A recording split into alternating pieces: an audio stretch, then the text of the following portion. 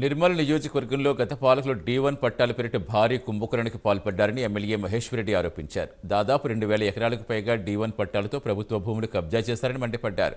కేవలం సాంగ్వి గ్రామంలో 180 ఎకరాల భూమి D1 పట్టాల పేరిట కబ్జా చేశారన్నారు.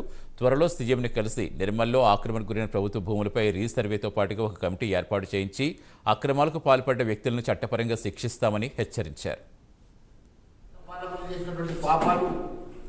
ప్రజలకు శాపంగా మారిన సంగతి గుర్తు చేస్తున్నారు. ముఖ్యంగా నిర్మల్ నియోజకవర్గంలో D1 పట్టాల పేరు మీద జరిగినటువంటి అక్రమాలు, కొన్ని వేల ఎకరాల భూమి కబ్జా అయినట్టు గతంలో ఎన్నో కథనాలు పేపర్లు వచ్చినా మీడియాలో వచ్చినా గత పాలకులు పట్టించుకోకపోవడానికి కారణం దాని వెనుక వారి హస్తం ఉండడం. ఈరోజు నేను మాటిస్తున్నా, ఎంత పెద్దవాళ్ళు దీని వెనుక ఉన్నా ఉపేక్షించే సమస్య లేదు.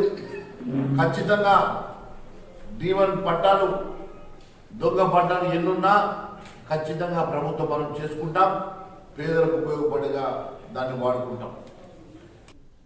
ఈ అంశం మీద రివ్యూ చేయడం జరిగింది. ఈ అంశం మీద అధికారులు కలవడం జరిగింది. ఈ అంశం మీద ప్రభుత్వం దృష్టికి తీసుకువెళ్ళడం జరిగింది. అవసరమైతే ముఖ్యమంత్రి గారిని కలిసి దీని మీద సమగ్ర సర్వే చేయడమే కాకుండా విచారణ జరిపించాలని డిమాండ్ చేస్తాం. గత పాలకులు